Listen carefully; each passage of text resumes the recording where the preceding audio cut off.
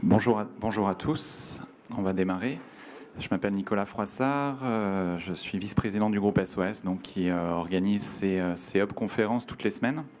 Et je vais vous dire un petit mot en introduction de cette nouvelle hub conférence.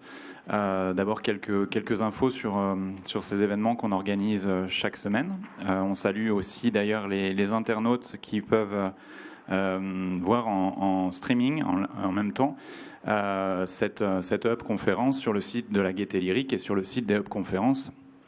On remercie la Gaîté Lyrique évidemment pour nous accueillir et son directeur Jérôme. Merci beaucoup de nous accueillir une nouvelle fois. Donc quelques mots sur ces événements et puis après je vous dirai pourquoi on est particulièrement content d'être avec vous ce soir. Les hub conférences, 66 éditions, 17 000 participants depuis plusieurs années. L'idée, c'est de pouvoir mettre en avant des personnalités connues ou pas connues, mais qui font bouger les lignes et qui nous semblent aller dans une direction positive pour notre société, en portant l'innovation sociale et environnementale. Des partenaires sans qui, évidemment, ces événements n'auraient pas lieu chaque semaine, gratuitement en plus. Accenture, Aviva, qui d'ailleurs, notre partenaire Aviva, qui propose un appel à projets pour financer des projets, justement, 200, je crois, 200 projets d'innovation, justement, sociale et environnementale. Donc l'appel à projets, c'est en ce moment, donc n'hésitez pas. Les autres partenaires, le Crédit Coopératif, Danone Communities, Suez Environnement et la mairie de Paris, et des partenaires médias également qui relayent assez fréquemment nos invitations à ces événements ou les comptes rendus de ces conférences.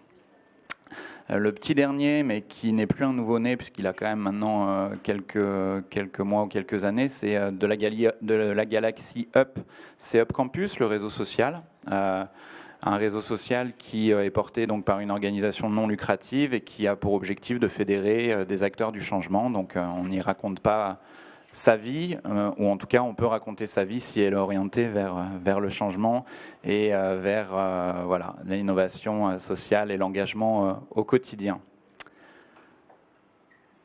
Et puis le groupe SOS, il y a un site internet qui est très complet, je ne vais pas vous en dire beaucoup plus, vous le connaissez sans doute déjà, ce groupe.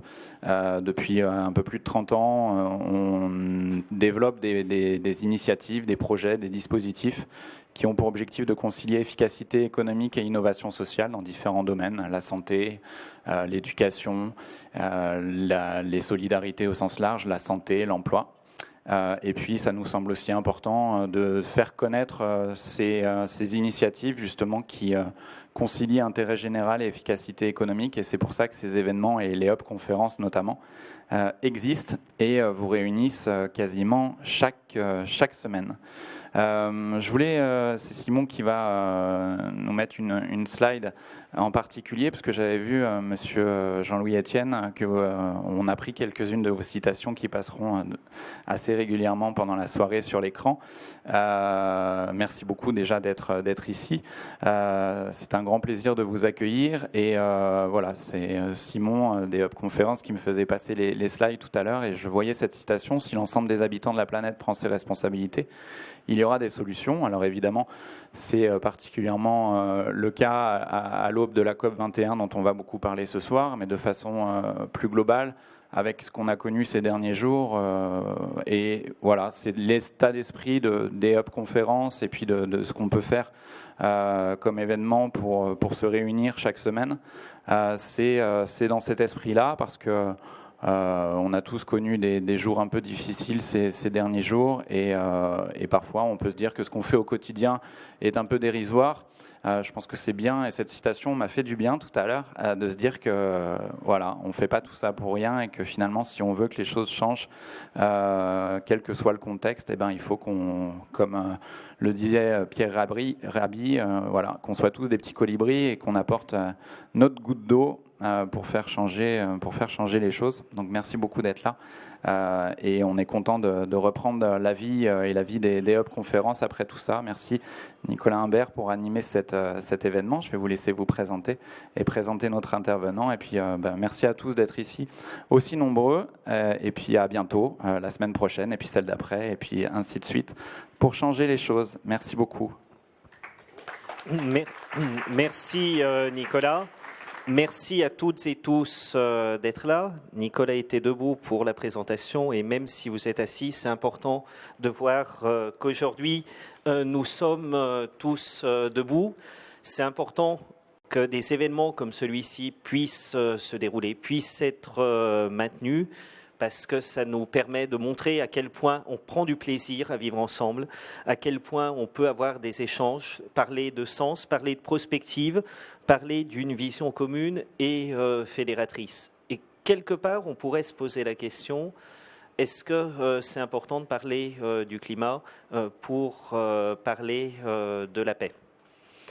Et il se trouve que, pour ceux qui ne me connaissent pas, je suis directeur de Green Cross France et Territoires et que Green Cross, c'est une structure qui a été créée par un homme qui s'appelle Mikhail Gorbatchev, qui avait eu le triste privilège d'avoir une catastrophe nucléaire sur le territoire qu'il devait gérer, à l'époque l'URSS, et qui était très très impliqué dans les enjeux en fait de préservation de l'environnement, non pas pour l'avenir de la planète, mais pour permettre à l'humanité d'avoir un futur commun.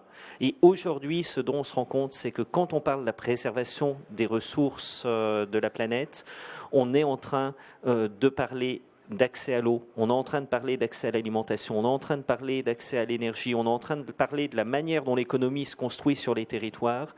Et au final, on parle de géopolitique, on parle de préservation de la paix et on parle de vivre ensemble. Donc je pense qu'on y reviendra dans la deuxième et la troisième partie de nos échanges.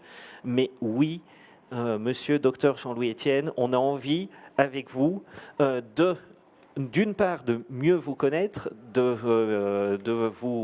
mieux vous comprendre, de savoir effectivement quel est votre message pour la COP21 et de parler préservation du climat, d'en parler globalement, de parler environnement, d'en parler globalement.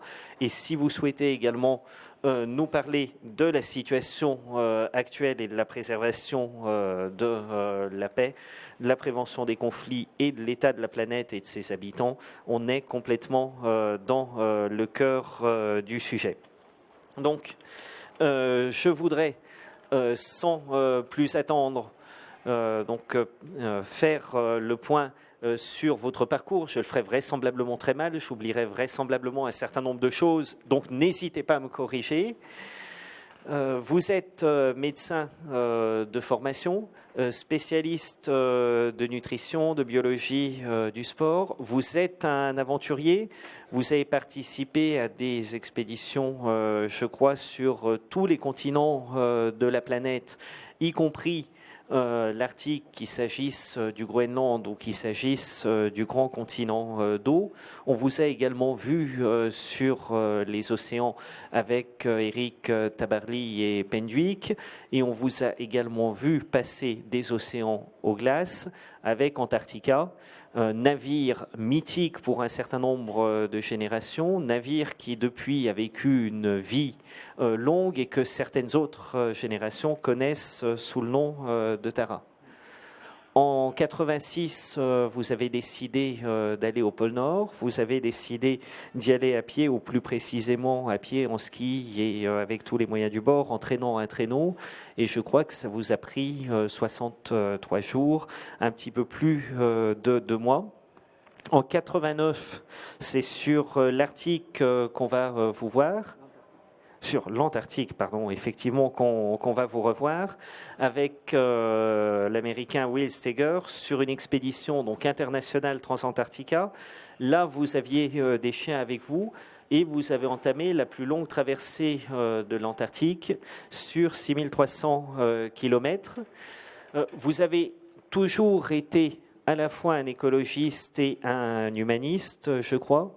On vous a connu également avec une dimension pédagogique extrêmement forte pour nous aider à mieux connaître et comprendre les pôles et pour nous aider à mieux également appréhender le rôle que les pôles jouaient à la fois dans la régulation de la planète et dans la régulation du climat. Vous êtes parti également par la suite sur le volcan Erebus, au Spitzberg. On vous a vu pour la mission banquise, où là, vous avez étudié la dérive de la banquise du pôle Nord à bord du Polar Observer. Et vous avez également été à la direction d'une équipe de recherche conjointe du Muséum de l'Histoire naturelle, de l'IRD, du CNRS pour un inventaire de biodiversité sur l'atoll de Clipperton, atoll français dans le Pacifique, bien connu. On vous a également vu en 2007-2008 dans les airs avec un dirigeable pour une traversée de l'Arctique.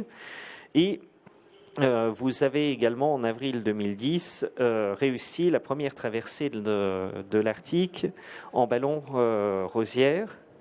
Donc, peut-être que j'ai oublié, et j'ai vraisemblablement oublié, un grand nombre de faits et d'éléments, mais j'ai envie de vous poser une question très bête. Pourquoi faites-vous tout ça? Qu'est-ce qui vous anime au quotidien? Le plaisir, ça c'est la première chose, si vous voulez. J'aime ce que je fais. Et vous avez dit, j'ai un parcours assez singulier, comme vous le témoignez, effectivement. Moi, au départ, je suis tourneur-fraiseur. Vous voyez, c'est ma première formation.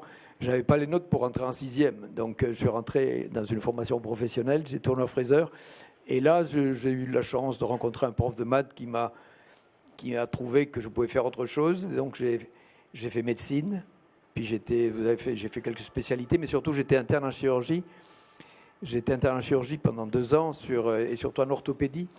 L'orthopédie, c'est les os, les articulations. Et j'ai retrouvé en orthopédie les mêmes outils que j'avais en ajustage, vous voyez. Donc je me débrouillais bien. On met des plaques, des vis, des broches, on perfore. Voilà. Donc c'était quelque chose qui... Attendez, ce sont mes canards qui m'appellent, mais je vais les arrêter immédiatement. Ah, donc nous voyons un vol de colvert qui effectivement ponctue la soirée. Donc... vous voyez, j'ai un parcours singulier. Alors, quand vous faites la liste, effectivement, de toutes ces choses que j'ai faites, c'est vrai. Donc, j'étais chirurgien et je voulais explorer. C'était quelque chose que j'avais en tête depuis tout petit. Moi, je suis né à la campagne, j'aimais vivre dehors. Je dormais dehors souvent. J'aimais cette confrontation. En fait, j'étais très timide et la nature était la mesure à des défis pour moi.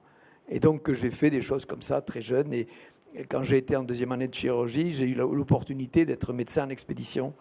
Et donc, j'ai abandonné la chirurgie pour me consacrer à ça dont vous avez évoqué Tabarly, l'Himalaya, etc. Pendant presque 15 ans, j'ai fait la médecine générale, la médecine en remplacement de médecin. Et après, je faisais des expéditions le reste du temps. Et puis, à un moment donné, j'ai décidé d'organiser mes propres expéditions. Alors, c'est vrai que quand vous faites la liste comme ça, on a l'impression que j'ai 2 siècles. C'est vrai qu'elle est dense. C'est dense, j'en ai fait beaucoup. Et c'est une vie tout à fait inventée de toutes pièces. Et donc la liberté, c'est quelque chose qui est fondamental pour moi, pour beaucoup aussi dans sa vie. Ça a un coût de risque, un coût de doute. Vous voyez, entre les sommets dont vous parlez, il y a des vallées de doute énormes en train de me dire, mais qu'est-ce que je fais là? Mais pourquoi je vais abandonner la chirurgie? Mais pourquoi j'ai... Voilà. Et en fait, je reviens à votre question, qu'est-ce qui m'anime? J'aime ce que je fais. J'aime ce que je fais et il y a toujours dans les expéditions que j'ai faites, il y a trois pieds. Tout ce qui porte sur 3 pieds est relativement stable. Le trépied est la partie la plus stable de tout engin. 4, c'est déjà un peu plus compliqué. Il faut des fois mettre une cale. À 3, ça marche bien. Donc toutes mes expéditions sont créées sur 3 choses. D'abord, il y a... moi, je lis beaucoup de sciences. Je ne suis pas ni au CNRS, je ne suis pas un scientifique de terrain encarté dans une institution.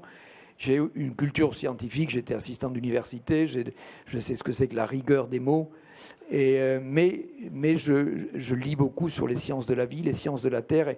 Et chaque fois que je lis quelque chose qui me dit, par exemple, le volcan Erebus, on manque de mesures sur le volcan Erebus. Ça, c'est quelque chose qui me dit, il faut aller là-bas. Donc, il y a un objectif. La science, j'aime beaucoup la science de terrain.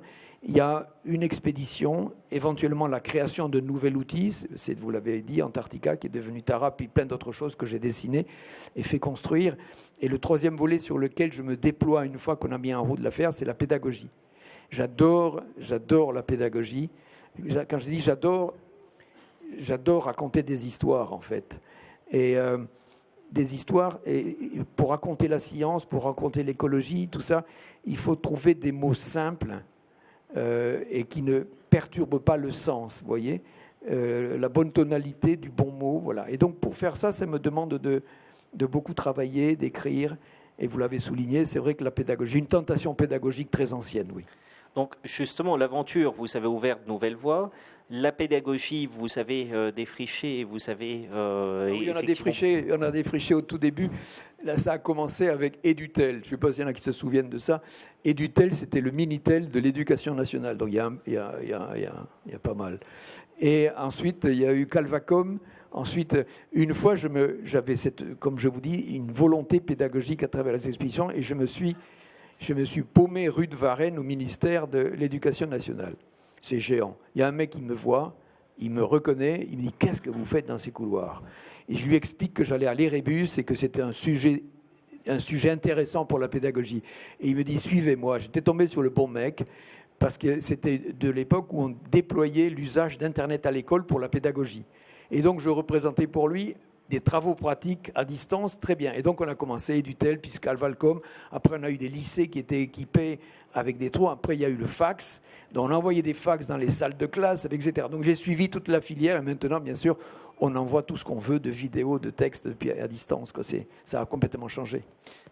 Et sur la science, justement, on vous a vu donc, dans la deuxième partie de votre carrière, effectivement, médecin au quotidien, ce qui est un bel exemple à la fois de science et puis pour comprendre toutes les dimensions et toute la complexité de la vie du quotidien, puis chef d'équipe d'une expédition scientifique. Comment est-ce que vous pensez avoir contribué ? Alors, il y a une contribution pédagogique, on y revient, et je m'en rends compte aujourd'hui. Je fais beaucoup d'interventions dans les lycées. Dans les lycées, il faut que je fasse une petite bio parce qu'ils ne me connaissent pas. Mais dans des publics qui ont 40-45 ans, qui sont en poste au CNRS ou au CNES ou à l'ESA ou à l'INSU, etc. J'étais encore vendredi à organiser une réunion scientifique pour le prochain projet, et beaucoup me confient effectivement que j'étais au point de départ de quelque chose qui a motivé leur engagement, et c'est une récompense extraordinaire. Donc déjà, d'un point de vue simplification de la science, le goût pour les sciences, etc., ça c'est quelque chose que j'ai transmis. J'ai vu, vous voyez, hier c'était lundi, hier j'ai vu un prof d'urologie, je fais une intervention en urologie là, un prof d'urologie qui m'a dit j'ai un de mes élèves qui vous a eu comme prof à la fac quand j'étais assistant d'université. Et j'essayais de faire, on faisait de l'histopathologie. L'histopathologie, ça peut être extrêmement chiant, vous voyez. Vous êtes sous un microscope et vous essayez de déceler un truc comme ça. Et donc, moi, je faisais toujours le rapport entre ce qu'on voyait sur le microscope et la pédagogie. En deuxième année de médecine, on n'est pas là-dedans. Donc, j'ai toujours aimé... Voilà, et donc ma contribution, elle est essentiellement là. Mais justement, on a l'impression qu'un petit peu comme le médecin généraliste, vous avez construit un certain nombre de ponts entre les disciplines et qu'en même temps, vous avez soit abattu un certain nombre de chapelles des institutions scientifiques, soit contribué justement à ce que les uns se fertilisent et s'enrichissent des expériences des autres. Oui, quand on est... donc, comme je le disais, je n'appartiens à aucune institution. Donc, j'ai une liberté de parole. Et depuis qu'on se préoccupe du climat, j'ai fait de nombreuses conférences avec Hervé Le Treut, avec Jean Jouzel, plus récemment avec Gilles Boeuf, avec tous ces gens qui travaillent sur le climat depuis longtemps. Et donc, moi, je racontais le climat avec des termes simples, imagés. Et donc, toujours, je me retournais vers Jouzel, Jean, je lui disais « Tu valides mon truc ?» Il me disait « Oui, c'est pas con ». Et donc, j'ai toujours fait valider ma vulgarisation sur les sujets par des experts. Et donc, effectivement, j'ai créé des passerelles de compréhension sur des sujets qui sont des fois un peu complexes et souvent qui sont rabâchés de la même façon. Et donc, j'essaie de trouver des itinéraires plus sauvages, mais plus compréhensibles par le grand public. D'accord. Et je dis sauvage par rapport à l'institution. Juste une parenthèse, j'étais une fois au Havre. Au Havre, dans le train, le port du Havre a fait des efforts colossaux pour que tout soit bien propre. C'est une réalité. Et donc, on était dans le train, on allait au Havre. J'étais avec un gars du ministère de l'Environnement. Et donc, il me racontait, c'était très intéressant, j'apprenais plein de choses, il me racontait des trucs. On arrive au Havre, lui, il passait à 10h, moi à 10h30. Donc, à 10h, déjà, il Il était chiant à souhait. Il avait des diapos que personne ne regardait. Enfin, c'était vraiment... il y avait trop d'informations, etc. Puis moi, j'ai fait la mienne et on est repartis ensemble. Et dans le train, je lui dis, mais ce que tu m'as dit à l'aller était vachement intéressant. Il me dit, mais pourquoi tu n'as pas refait la même chose? Et il me dit, oui, tu comprends, je représente le ministère. Vous voyez, comme quoi, si on représente le ministère, on est un peu coincé par la parole, on est un peu coincé par le vocabulaire. Et donc, moi, j'ai pris un chemin de traverse et je n'ai pas le poids d'une institution qui me contraint. Mais justement, j'ai une question très indiscrète. Est-ce que, comme Claude Lorius, vous avez pris un whisky en Antarctique? Est-ce que ça vous a inspiré? Oui, bien sûr. Ça m'a. Oh, oui, j'ai pris des whiskies en Antarctique, oui. Avec des glaçons de l'Antarctique, effectivement. On n'a pas forcément recherché les bulles, comme Claude Lorius, mais je connais bien Claude Lorius. Et ce qui est intéressant, c'est... Donc, moi, je suis un petit peu plus jeune que lui, mais j'ai un certain âge. Et donc, on a fait des conférences sur le climat il y a 25 ans. Je me souviens très bien d'une conférence qu'on avait fait à La Plagne. La Plagne, c'est une station de ski. Il y avait un festival, je ne sais pas, tous les deux, on avait fait une conférence sur l'Antarctique. Moi, je venais de traverser l'Antarctique et lui, et je me souviens très bien qu'il avait prononcé une phrase qui m'avait marqué. Il avait dit « le processus est enclenché ». Donc, il parlait du réchauffement climatique il y a 25 ans. Et autre chose, moi, en 86, je sais aller au pôle Nord, vous avez raison, un de mes partenaires financiers, c'était Elf, c'était le pétrolier Elf, il y avait l'UAP, etc. Et donc, j'avais des relations après j'ai fait des conférences pour eux. Et le directeur de l'environnement de Elf, en 1986, m'avait dit une chose, il m'a dit « le problème du futur en matière d'environnement, ce sera le réchauffement climatique par effet de serre » en 86. Donc c'est quelque chose qui est relativement ancien dans la tête des chercheurs, des scientifiques qui savent depuis longtemps qu'on est en train de perturber l'équilibre thermique de la planète.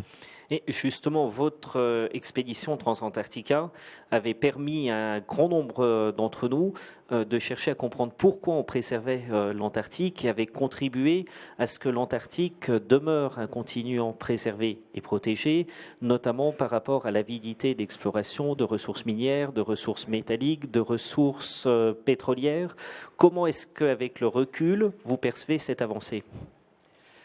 C'est vrai que l'expédition qu'on a faite en 89-90, donc c'est une traversée de l'Antarctique intégrale, c'est énorme, ça fait 6700 km, ça dure 7 mois, et on l'a fait en expédition internationale. C'était en 89-90, 89 c'était la fin de l'expiration du traité de l'Antarctique. Le traité de l'Antarctique, c'est un magnifique traité, c'est le seul que les Américains aient ratifié, après terminé, je crois qu'il ne faut pas en attendre d'autres. Et donc, c'est le seul qu'ils aient vraiment signé et ratifié. Et donc, le principe de ce traité, qui était un traité international qui est né au cours de l'année géophysique internationale, c'était l'Antarctique doit rester une terre de science et de paix. Alors, pour 30 ans. Et à l'expiration de cette période de 30 ans, c'était en 89, il y avait une discussion qui avait émergé sur les richesses de l'Antarctique. Ce n'était pas dans le traité. Quand on l'avait signé en 59, on n'avait pas imaginé du tout qu'on puisse penser un jour aux richesses de l'Antarctique. Là, on parle du pôle sud, l'Antarctique, le sud. Et donc, il y avait des chercheurs qui se réunissaient, depuis des diplomates depuis un moment. Et donc, il y avait un truc qui avait émergé qui s'appelait la Convention de Wellington. Wellington, c'est une ville de Nouvelle-Zélande où avait été signée une convention dont l'objectif, c'était comment exploiter proprement les richesses de l'Antarctique, proprement entre guillemets, vous voyez, histoire de trouver des solutions pour, voilà, de l'Antarctique. Et à un moment donné, émerge, et Michel Rocard, qui était Premier ministre à l'époque, émerge cette idée de, mais attends, mais qu'est-ce qu'on est en train de faire ? On est en train d'essayer de protéger des richesses hypothétiques qu'on ne connaît même pas. Voilà. Et donc Michel Rocard a monté un mouvement avec le Premier ministre australien, parce que les Américains, les Japonais, les Russes, tout le monde, pas les Russes, étaient favorables à une possible exploitation des richesses de l'Antarctique. Et tout d'un coup, ça commence à basculer, si vous voulez, en disant, mais on pourrait trouver une autre solution. Et donc, cette expédition qu'on a faite, il y avait donc un Chinois de Chine populaire, un Russe qui était encore d'Union soviétique, un Américain, un Japonais, un Anglais et moi. Et non, moi, je m'étais occupé de l'Est, recruter un Chinois et un Russe, et puis les autres, c'était des mushers qui étaient connus. Voilà. Et donc, cet objectif d'internationalisation, c'était pour attirer l'attention du monde sur... Il y avait le commandant Cousteau qui avait beaucoup mobilisé, donc on a participé à cette mobilisation. Et à la fin, on a été reçu par le président Bush, mais le père, par le Mitterrand, par le premier ministre japonais, par Shevardnadze, enfin, par tous les grands, les présidents de l'époque. Effectivement, on avait porté cette idée.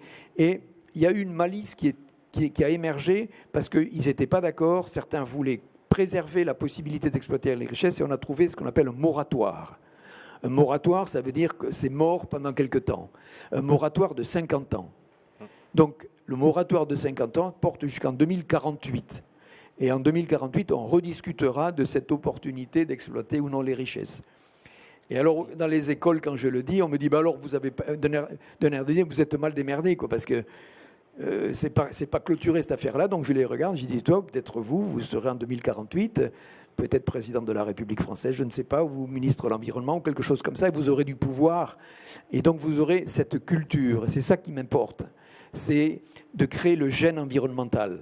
C'est-à-dire une culture profonde, spontanée, que chaque acte que l'on fait a un impact. Et ça, c'est quelque chose qui est une trame, qui prend du temps, qui infiltre, vous voyez. Et donc, en 2048, je pense que la population planétaire sera un peu plus attentive qu'elle ne l'a été avant et qu'il n'y a rien à faire comme richesse en Antarctique.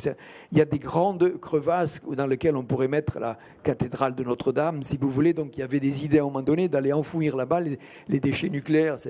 Loin, ils vont geler. Parce que, de toute façon, vous voyez, il y avait des notions comme ça. Et effectivement, c'est gelé jusqu'en 2048.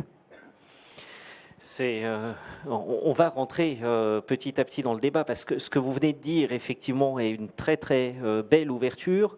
Et j'aurais envie de vous poser une question d'attention.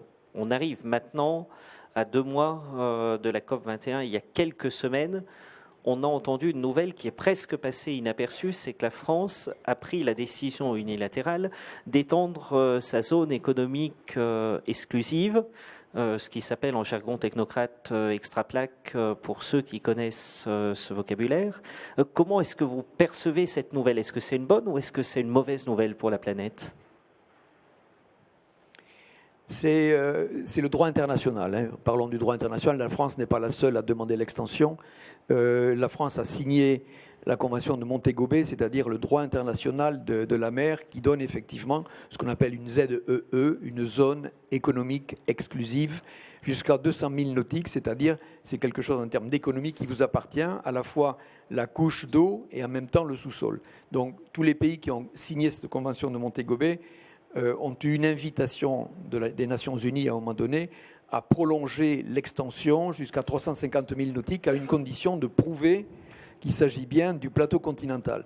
Alors regardez la carte en rentrant chez vous de la Bretagne, par exemple, qui a une extension sur la mer, et vous allez voir s'il y a les fonds sous-marins.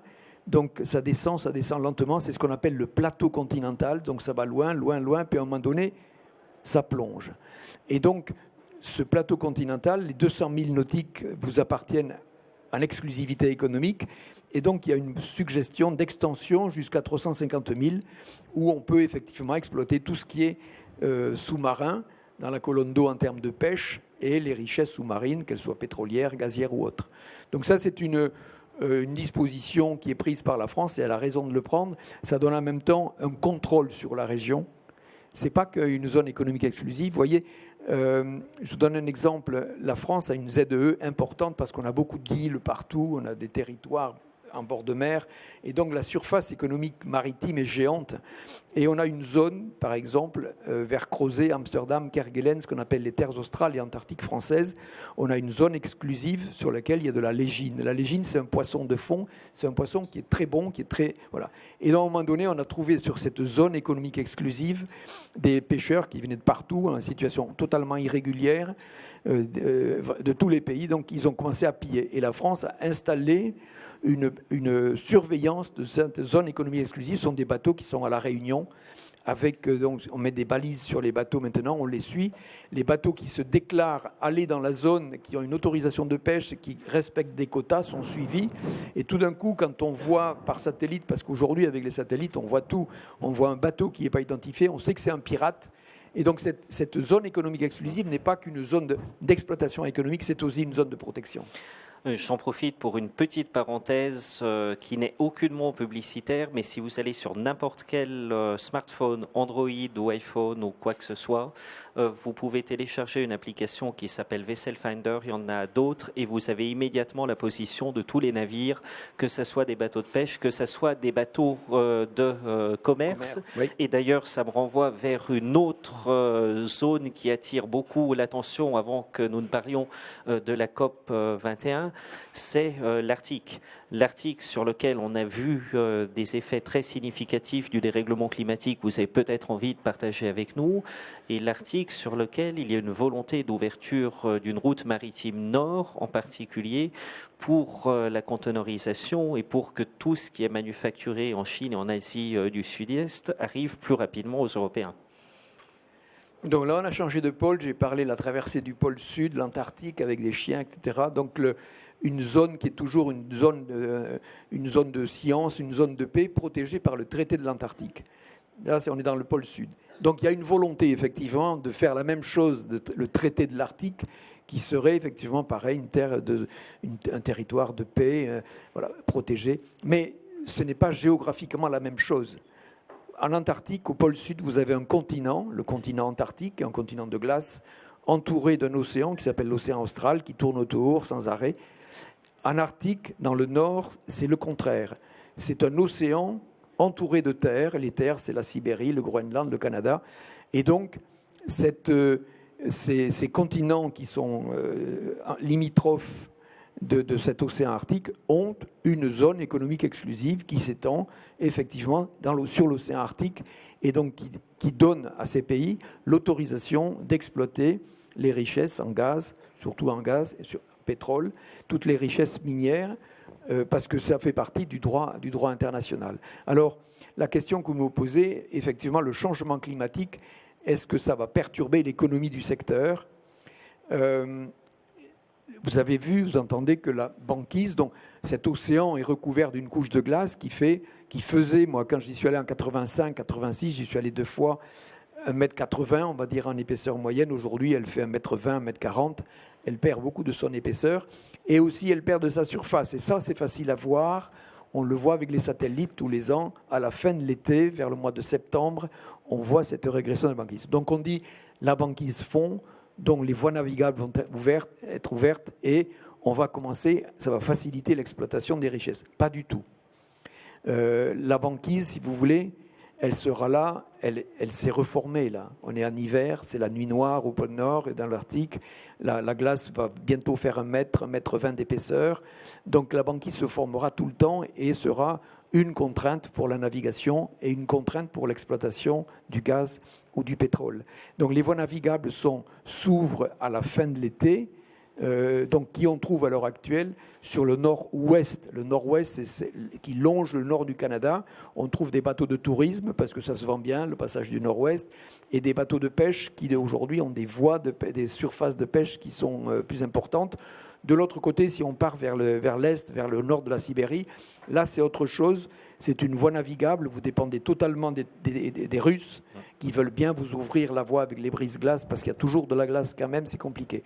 Donc en termes d'avenir des voies navigables, c'est pas gagné, c'est une hypothèse, mais ça veut dire que les bateaux doivent être renforcés glace, des équipages formés, et donc ce sont des investissements importants pour une durée d'exploitation de quelques mois. Alors vous avez soulevé une question des Chinois et avec les conteneurs, les porte-conteneurs. Les Chinois ont déjà construit quelques brise-glaces, ils viennent de sortir des nouveaux brise-glaces. Donc les Chinois ont une idée en tête, c'est de pas passer le passage du nord-ouest, le nord du Canada, pas passer le nord-est au nord de la Russie, parce que ça va être compliqué, coûteux, etc., mais passer tout droit, c'est-à-dire Bering, le pôle Nord. Vous regarderez l'océan Arctique en rentrant, vous verrez la ligne droite qu'il y a de détroit de Bering, pôle Nord, et en face, on arrive en Islande.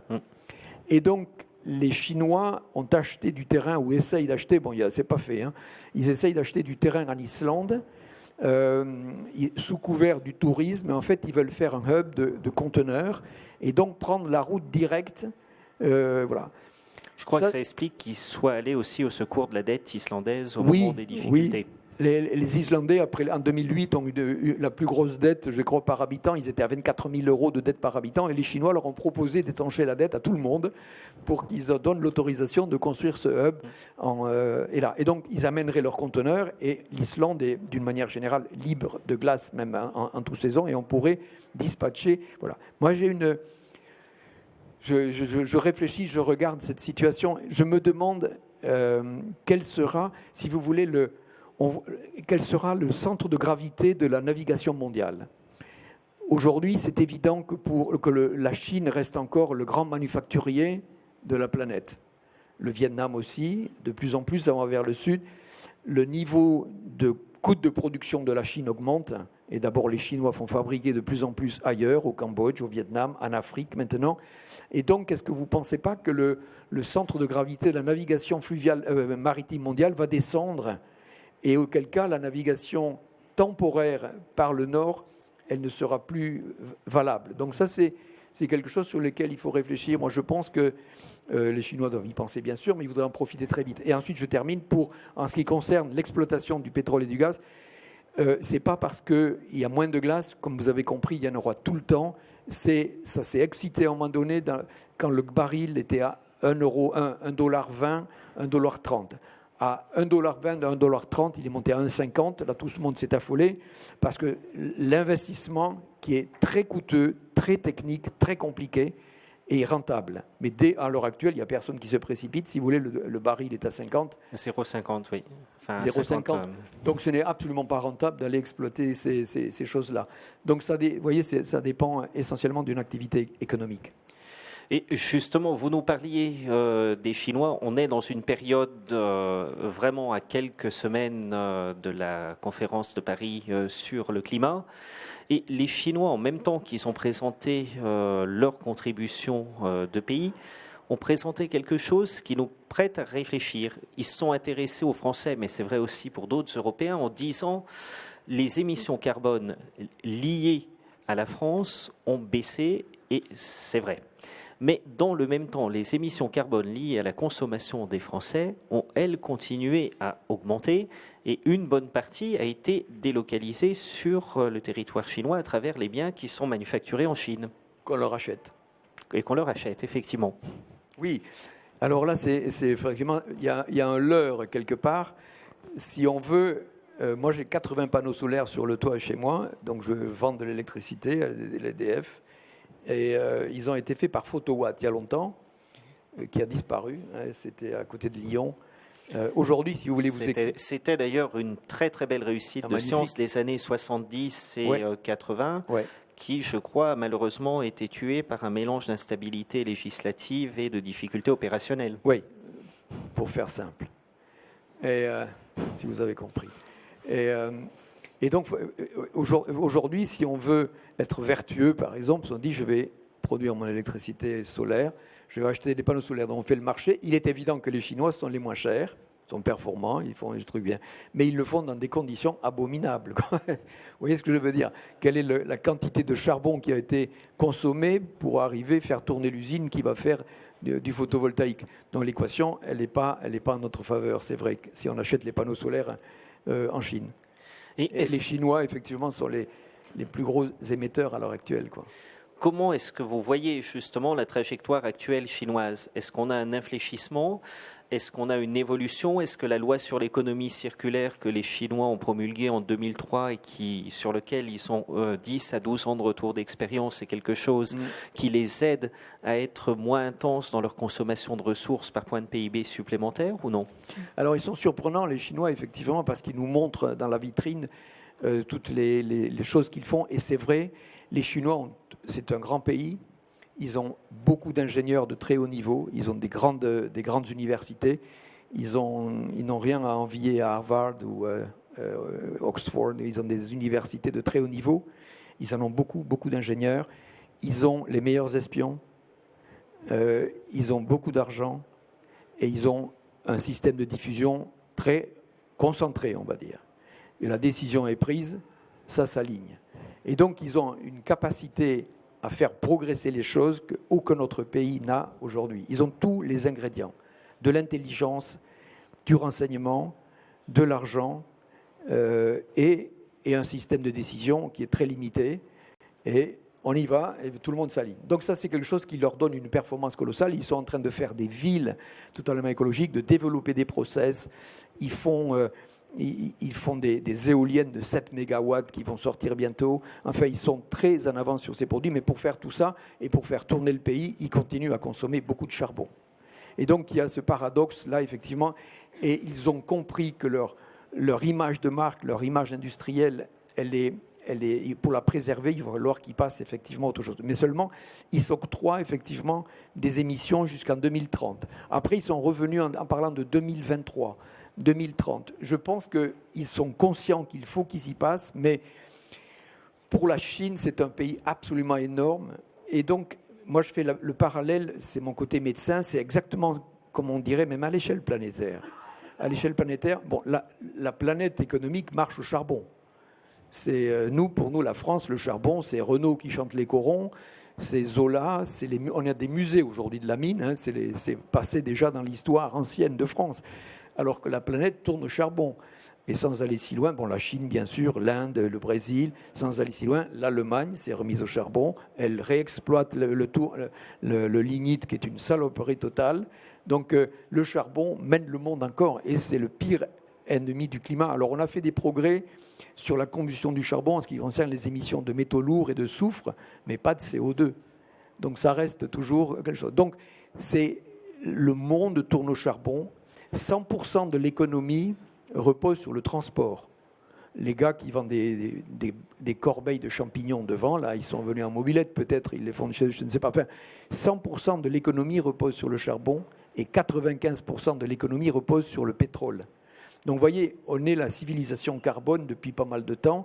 Et donc, on a aujourd'hui pris connaissance qu'il fallait infléchir. Ça, c'est une réalité. Mais ça veut dire qu'il faut changer le fonctionnement du monde. Donc, il y a une ingérence qui est proposée par la COP et par les pays. Mais c'est un peu si on réalisait qu'en 2030, on s'était rendu compte que nos globules rouges perdaient leur efficacité. Vous voyez ce que veut dire tout d'un coup, des études, des recherches, on regarde. Et on dit, bon sang, en 2030, la nature humaine est ainsi faite que le globule rouge ne sera plus efficace pour transporter l'oxygène de l'air dans nos cellules.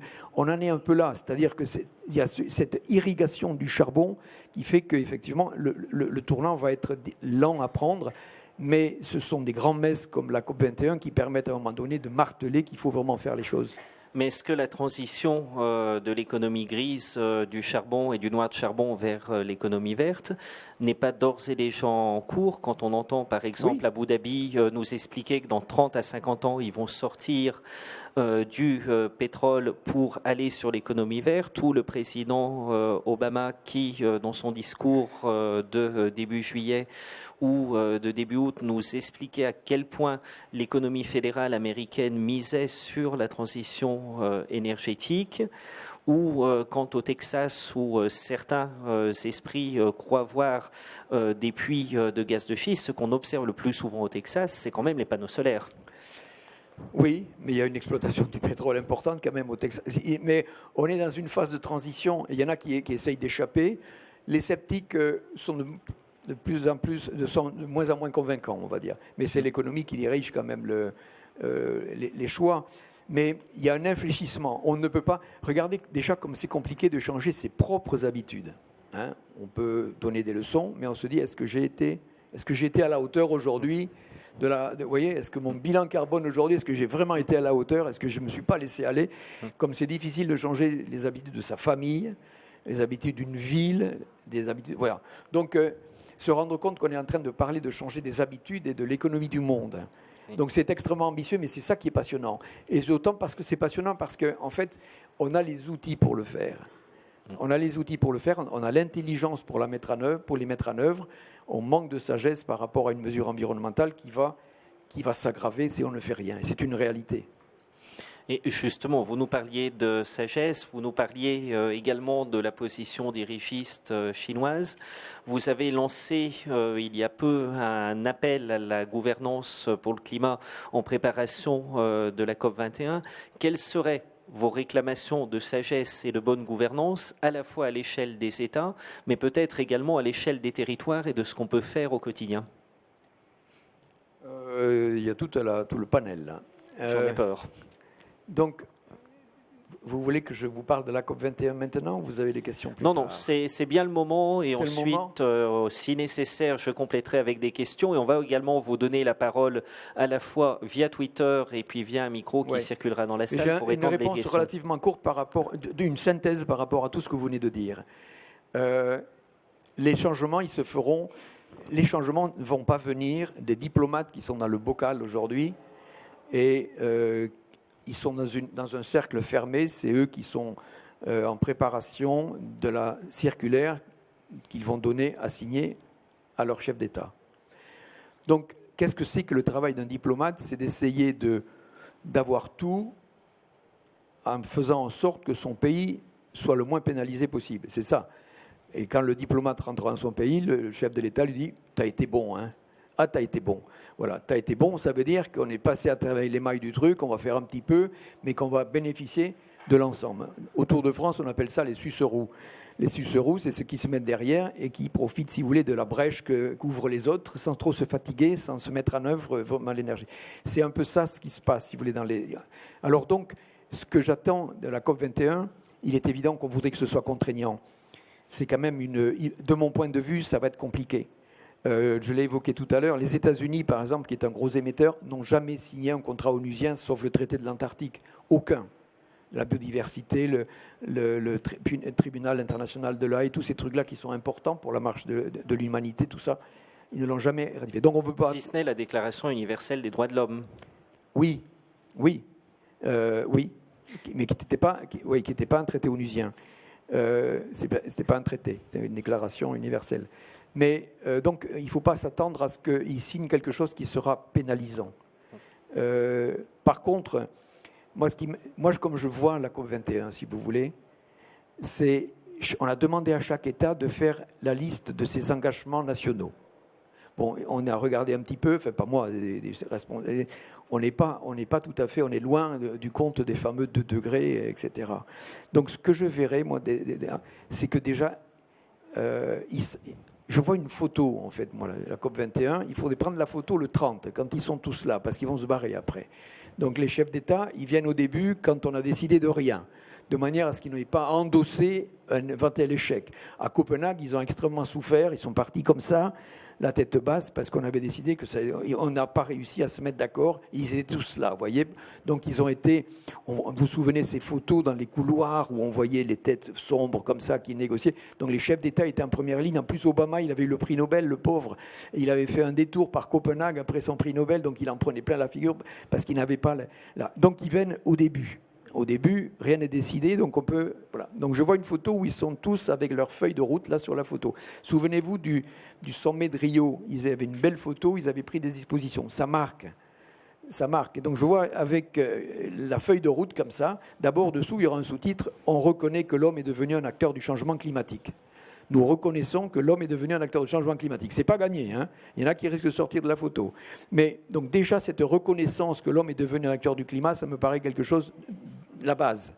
Ensuite, deuxièmement, oui, on nous a dit de faire attention. Voilà nos trucs, si vous voulez. Et puis, on va suivre ça. Ça serait déjà quelque chose de bien. Parce que, je reviens à votre question, ceux qui font le changement, ce n'est pas les diplomates qui sont dans le bocal, c'est vous, c'est nous, c'est chacun dans la vie, c'est les territoires, c'est les industriels. Et je reprends ce qu'avait dit Claude Lorius il y a 25 ans, quand il a dit « le processus est enclenché ».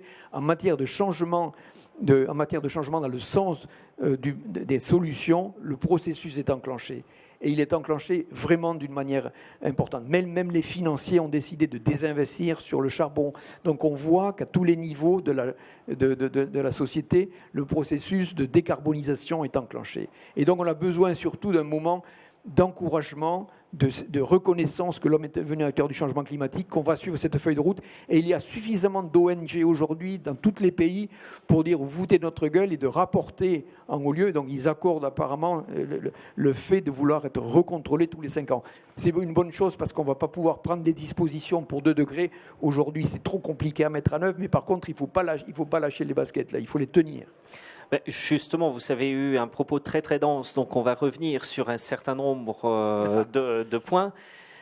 La première chose sur laquelle j'aurais envie de revenir, c'est qu'au printemps, 2 mois après le cyclone Pam qui a eu lieu au Vanuatu avec des vents de 350 km/h alors que les vents les plus communément observés c'est 250 km/h au maximum, j'étais au Vanuatu et à Nouméa et on a recueilli notamment ce qu'on a appelé la déclaration de Lifu, c'est-à-dire 20 chefs d'État, de territoire et de gouvernement parmi les îles du Pacifique Sud, sur lequel on va avoir à la fois des îles comme Tokelau où le point culminant de l'île est à peu près à la hauteur de cette table par rapport au sol, qui ont délivré un message en disant on est là pour 0,1% des émissions totales de la planète, on a envie de faire tous les efforts d'adaptation, tous les changements de comportement qui sont nécessaires pour avoir des renouvelables, pour sortir de l'économie du charbon, pour mettre en place en fait les solutions qui veulent bien, mais aidez-nous pour la résilience du territoire, aidez-nous pour l'adaptation. On n'a d'abord pas envie de quitter nos îles tout de suite, mais on a envie d'y vivre le plus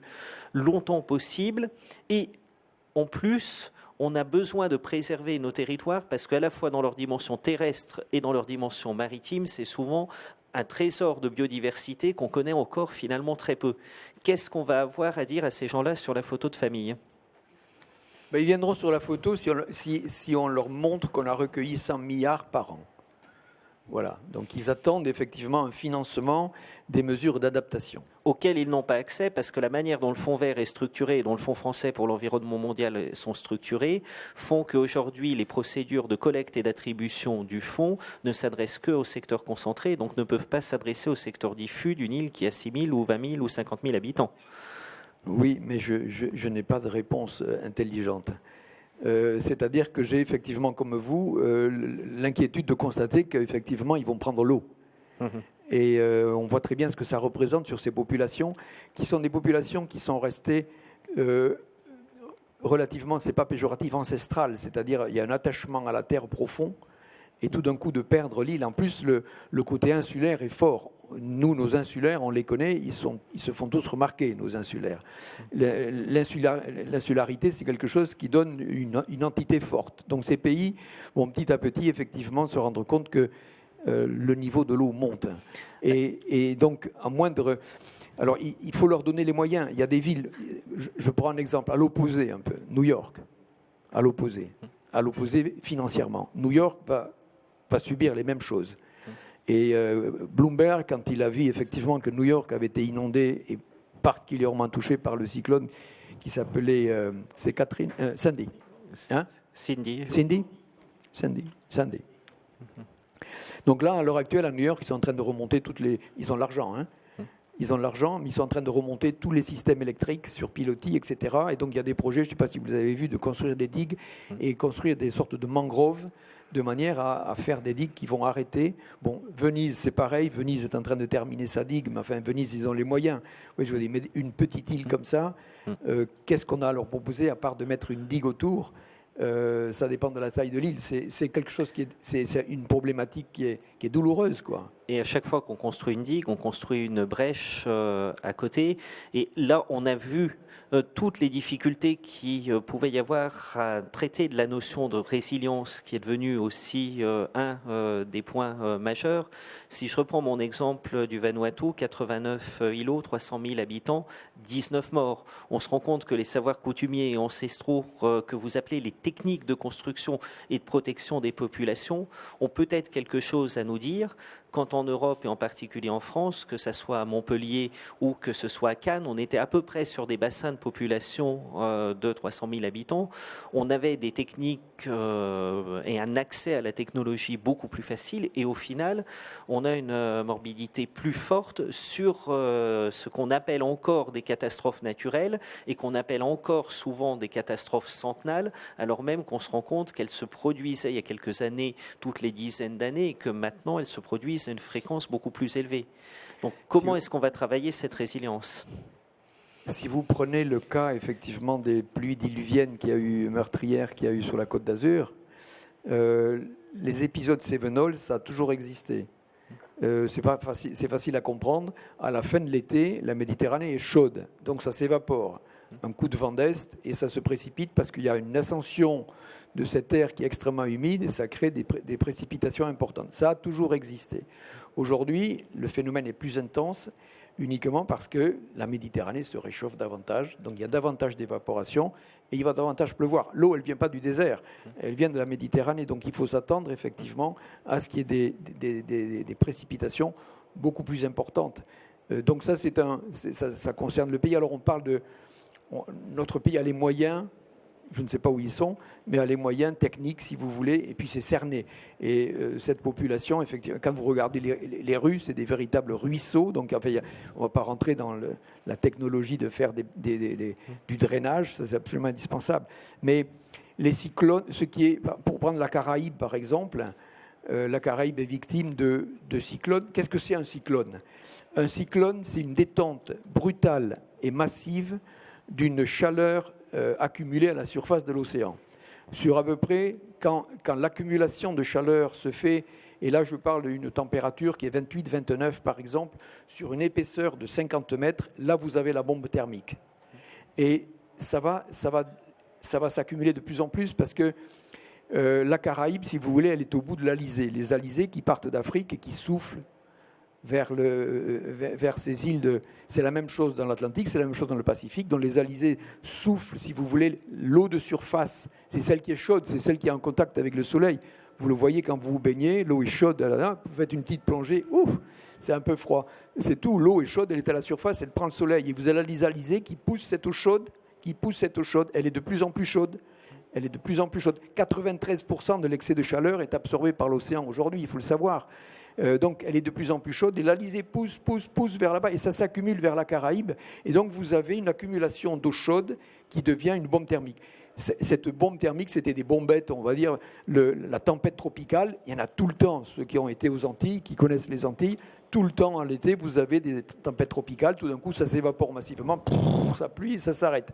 Là vous avez ce que j'appelle la bombe thermique, cette accumulation de chaleur sur 50 mètres de hauteur, et donc ça se diffuse, vous avez une évacuation qui se fait par le Gulf Stream ou par mais qui est insuffisante par exemple, et vous avez ces masses d'eau qui commencent à monter et qui commencent de plus en plus à toucher la Floride, ça touche New York, si vous voulez c'est une bombe thermique qui vient effectivement de l'excès de chaleur accumulé à la surface de l'océan. Et donc cet excès de chaleur fait une dilatation de surface, donc tout corps chaud se dilate, et une des premières causes de la montée du niveau de l'océan, c'est la dilatation des eaux de surface parce qu'elles sont en excès de chaleur, et l'autre cause aujourd'hui est identique, c'est bien de la fonte des glaciers et des calottes. Mais le climat, c'est un couple. C'est un couple, le climat. C'est le couple atmosphère-océan. Ils jouent ensemble tous les deux. La machine thermique, si vous voulez, c'est l'échange entre la chaleur tropicale permanente, il fait toujours chaud sous les tropiques, été comme hiver, entre la chaleur permanente des tropiques avec le froid des pôles.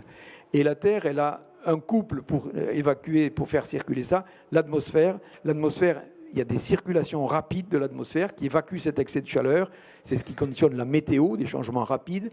Et vous avez l'océan, un exemple qu'on connaît tous, c'est le Gulf Stream, qui enlève la chaleur, l'excès de chaleur de la Caraïbe, ça l'a toujours fait, et dont une branche ascendante monte vers le Groenland. Et aujourd'hui, ce couple, si vous voulez, il y en a un qui joue. Il y en a un qui est affecté, c'est l'atmosphère, parce qu'il est chargé en gaz carbonique. Il enferme l'excès de chaleur près de la Terre, et l'océan qui essaye de pallier à cet excès de chaleur, l'océan joue un rôle de régulateur aujourd'hui. 93% de l'excès de chaleur est absorbé par l'océan, c'est énorme. Et l'océan, c'est le puits de carbone, c'est un puits de carbone important. Les eaux froides sont des puits de carbone. Un tiers de l'excès de gaz carbonique est absorbé par l'océan. Donc l'océan, il a un rôle passif, si vous voulez, dans l'acceptation, mais il atteint ses limites, donc le niveau monte, et les manifestations climatiques extrêmes vont se multiplier. Et justement, vous nous parliez du rôle de l'océan. En 92, au sommet de Rio, on avait deux modérateurs, Mikhaïl Gorbatchev, dont je parlais tout à l'heure, et un second modérateur qui était le commandant Jacques-Yves Cousteau, qui était là et qui insistait beaucoup sur ce rôle de l'océan. Et on était à une époque d'ailleurs où le bonnet rouge du commandant Cousteau insistait sur la nécessité de préserver les océans et pas sur d'autres symboles qui ont été repris et peut-être d'une certaine manière dévoyés depuis. Il se trouve que l'esprit Cousteau continue sur les océans, puisque le président de Green Cross est aujourd'hui Jean-Michel Cousteau, plongeur réalisateur et fils d'homme, et qu'au-delà de cette anecdote, on a entendu le président Hollande en 2012 à Rio dire à quel point il était intéressant de prendre en compte les océans dans les négociations climat.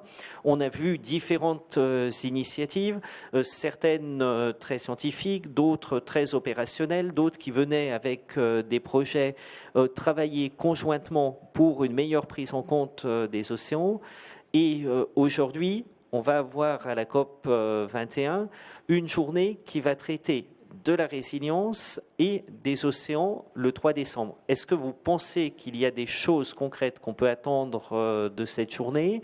Est-ce que c'est un premier pas encourageant? Est-ce que c'est une dynamique à poursuivre? Comment est-ce que vous voyez les choses? Si vous voulez, l'océan, il subit cet excès de chaleur, si vous voulez, qui vient du renforcement de l'effet de serre.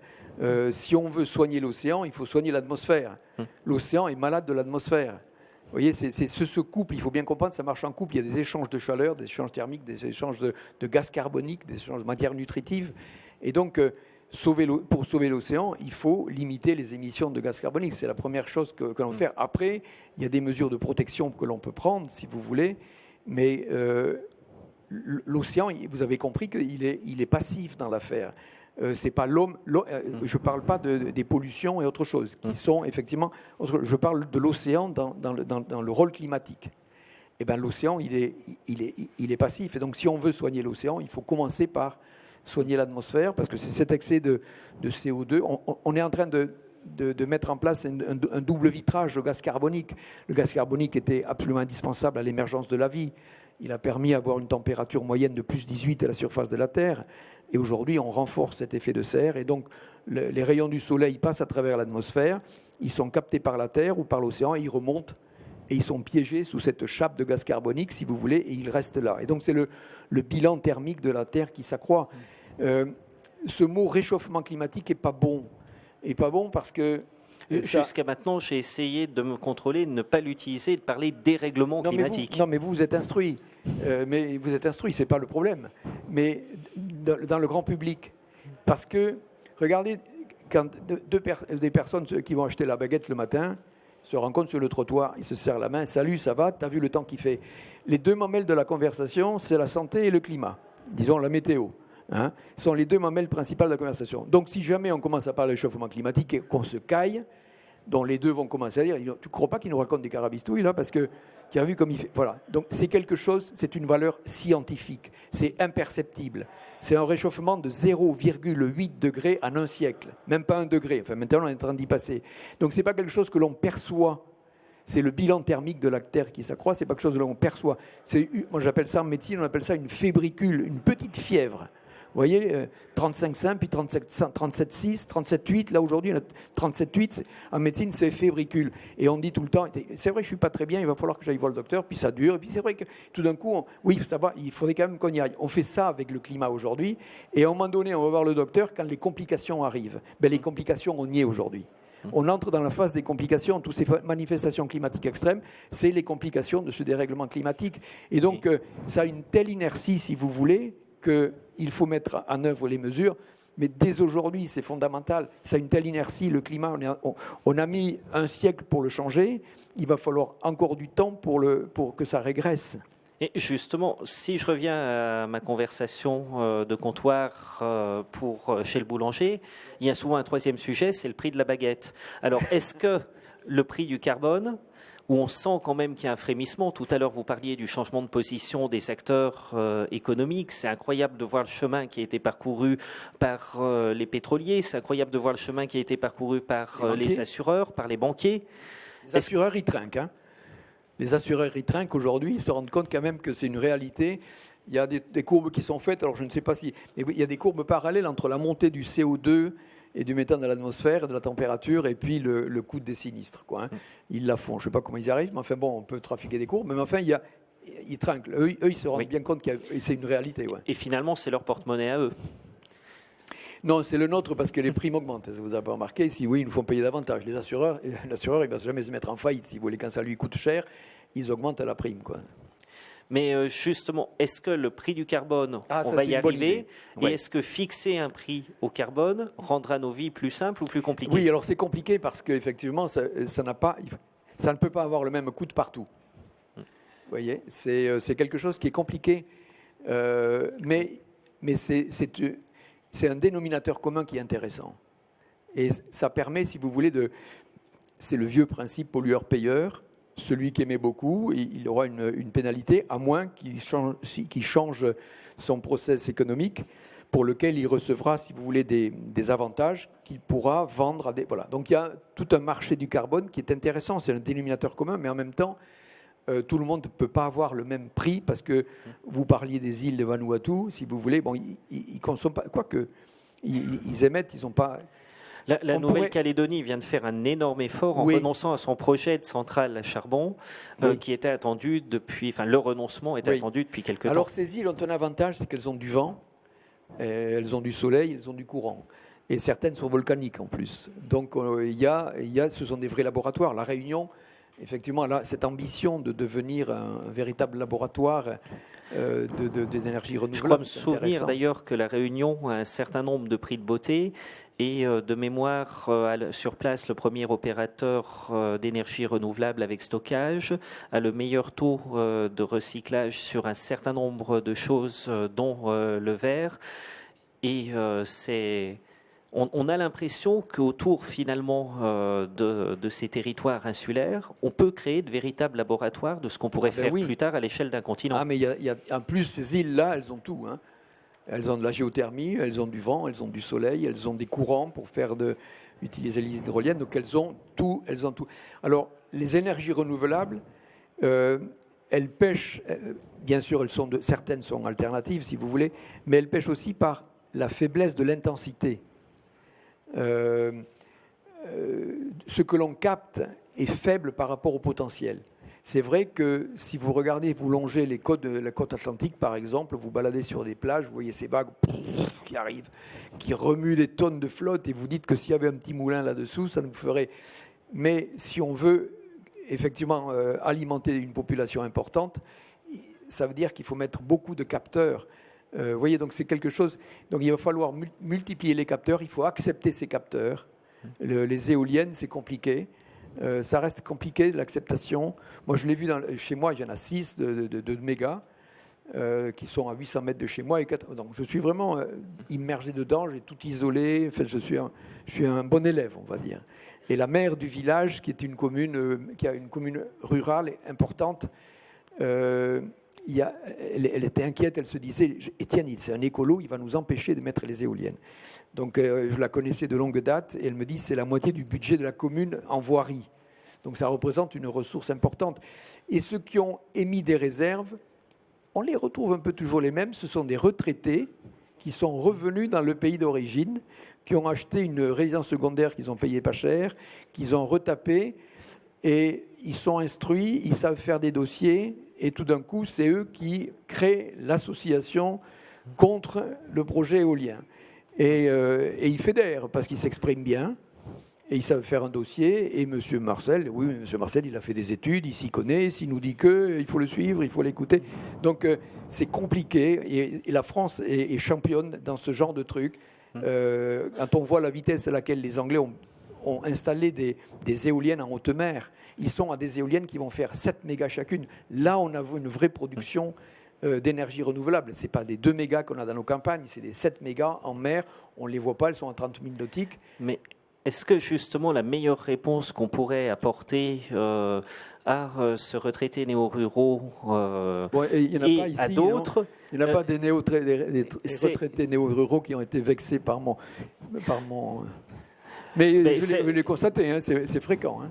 On peut en avoir dans une diversité, mais est-ce que justement on n'est pas en train, autour de la transition écologique, de sortir de la schizophrénie et de réconcilier le citoyen, le contribuable et le consommateur en se disant, il y a un moment où, dans ma consommation, dans mes usages, j'ai les nuisances qui sont liées à mon propre comportement à proximité, ce qui me permet aussi à la fois de payer pour ce que je consomme et d'être au final dans une logique où je vois l'impact de ce que je fais sur l'environnement. Oui, alors je pense que toutes les personnes qui sont là sont convaincues, on s'évertue, mais enfin tout le monde est au courant et tout le monde est concerné par ce que l'on dit. Donc ce que j'ai envie de dire à chacun, c'est soyez efficace sur votre périmètre d'influence. On a tous un périmètre d'influence, ça commence à la maison. Ça commence dans le quartier, ça commence si on est maire d'une commune. Vous voyez ce que je veux dire? On a tous un périmètre d'influence. Et donc, soyez efficaces sur votre... Et par concentricité, on arrivera à couvrir une grande surface. Hein. Ben alors, justement, ce que je vous propose, c'est que là, vous avez surtout, jusqu'à maintenant, utilisé votre périmètre d'influence de manière passive dans le public. Donc, on peut peut-être avoir un micro qui circule, ce qui nous permettra de regarder s'il y a des questions ou des remarques sur Twitter et prendre une question. Si vous pouvez également vous présenter très très brièvement et poser la question brièvement, ce qui nous permettra d'y répondre et de faire circuler la parole. Oui, bonjour, Philippe Petit. Donc, j'ai une question, c'est vrai, parce que si on parle de liberté, vous parlez de projets individuels, etc., pour le changement, ok, j'entends bien, on parle d'éoliennes, de retraités, bien sûr, qui ne sont pas contents. Moi, je ne suis pas retraité encore, je lui ai dit bientôt, enfin, j'ai encore un peu d'années, parce que je ne sais pas si ça va être allongé. Mais disons que j'ai aussi une maison secondaire. Et j'entends des gens du village dans la Somme, où j'y vais souvent, il y a plein d'éoliennes. C'est vrai ça se construit énormément. Moi, personnellement, ça ne me dérange pas au niveau esthétique, je trouve ça assez joli. Ce qui me dérange quand même, c'est que cette énergie, comme en France, il y a des lobbies. Hein. Il y a le lobby nucléaire, il y a le lobby... et je me perçois qu'en fait, l'énergie n'est pas décentralisée. C'est-à-dire que on voit ces éoliennes là sur les collines, on se dit... moi, j'ai discuté avec des gens du village il n'y a pas longtemps, et je leur ai dit, mais qu'est-ce que ça vous rapporte en fait? Est-ce qu'il y a une division de la facture énergétique? Il n'y a pas de division énergétique de la facture. Alors c'est vrai que moi je pense à un monde idéal, je suis un peu utopique peut-être.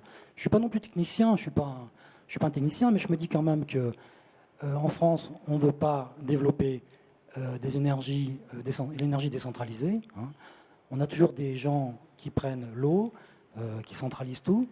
Et alors je suis peut-être naïf, mais je me dis qu'au niveau d'un canton, d'une commune, pourquoi il n'y aurait pas un couplage d'énergie, la biomasse, vous parliez tout à l'heure de la biomasse, du solaire, etc. Pourquoi, politiquement, on n'est pas encouragé justement pour développer au niveau territoire une autonomie énergétique où au moins la facture de l'énergie soit divisée et moins polluante. Enfin, techniquement, je pense pour moi, c'est possible. Mais bon. Oui, moi, je pense qu'on peut arriver à satisfaire nos besoins domestiques, hein, je dis bien nos besoins domestiques, avec les énergies renouvelables, mais je suis tout à fait d'accord avec vous, en régionalisant, c'est-à-dire en exploitant localement, sans transport d'énergie, les potentiels locaux qui ne sont pas les mêmes selon région. Si une population, et à condition bien sûr que la population soit super éduquée à ce que c'est que la préciosité de l'énergie. Parce c'est tellement facile l'accès à l'énergie qu'on ne sait même pas. On arrive chez soi, on met les machines en route, on ne sait même pas ce que ça consomme, quoi, vous voyez. C'est quelque chose qu'on n'a pas l'habitude de se dire, tiens, je consomme en ce moment 6 kilowatts, il faudrait peut-être que je... Vous voyez, ça serait bien d'avoir un compteur dans la maison là, qui vous dit, vous êtes à 6 kilowatts, oui, c'est vrai, qu'est-ce qui se passe? Ah ben oui, la cafetière est allumée, ça ne sert à rien. Tac, on enlève 1 kilowatt, c'est pas mal. Vous voyez, donc on ne connaît pas l'énergie, ce que ça représente. C'est tellement facile à la fois faire le plein dans sa voiture ou dans son scooter, c'est tellement facile, et brancher n'importe quel instrument, on ne sait absolument pas combien ça consomme. On s'en aperçoit quand les plombs sautent. On dit, tiens, bon sang, ça consomme ce truc-là. Voilà, donc je veux revenir à votre question, je pense que la régionalisation de l'énergie, ça me paraît très intéressant. ça permet effectivement d'avoir une notion de proximité sur les potentiels, bénéficier du potentiel, mais en même temps, en retour, il faut que la population soit bien éduquée, l'isolation, etc., toutes ces choses que l'on sait, mais que l'on ne fait peut-être pas.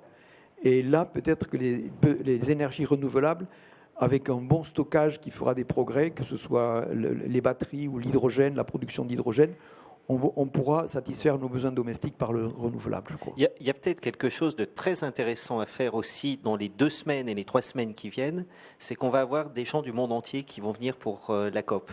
Et parmi ces personnes du monde entier, il va y en avoir des héros qui sont aux Canaries, qui sont passés en 100% renouvelables, pour lequel c'est une réalité.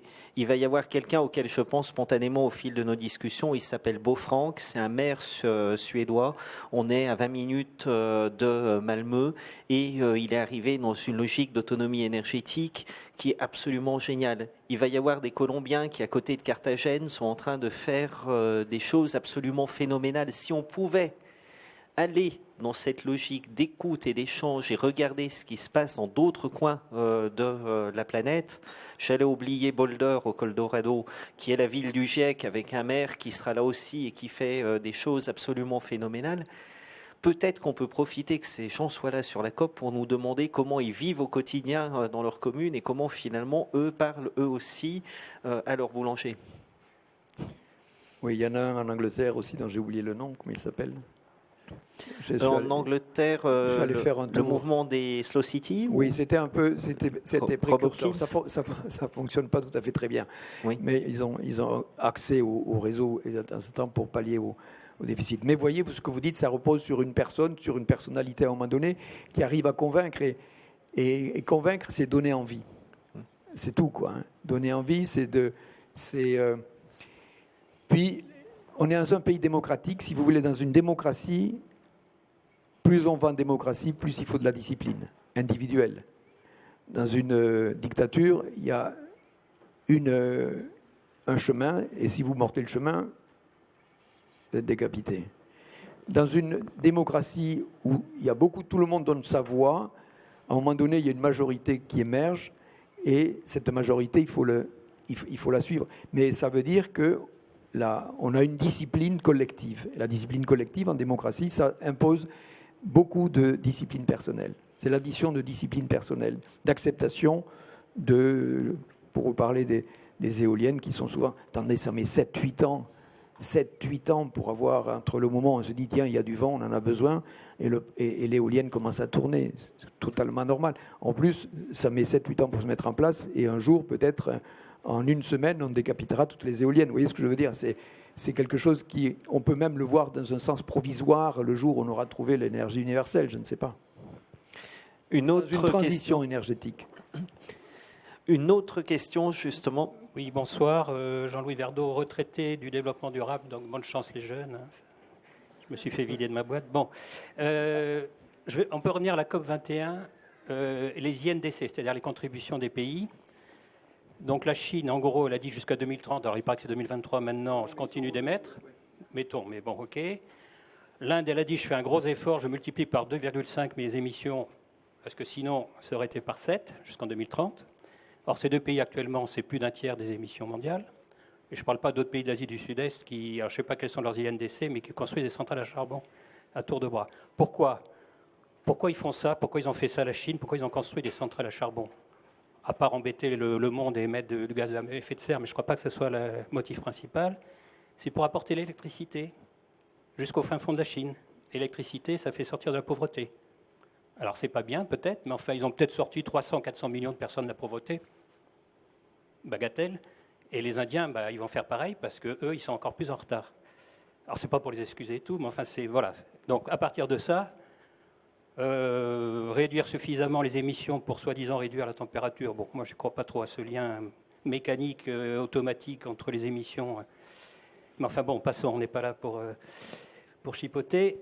Voilà, qu'est-ce que vous en pensez, donc, cette histoire de centrale à charbon, parce que c'est encore ce qu'il y avait de moins cher, malheureusement, peut-être faut le dire, pour sortir de la pauvreté, qui est un des objectifs du millénaire, quand même.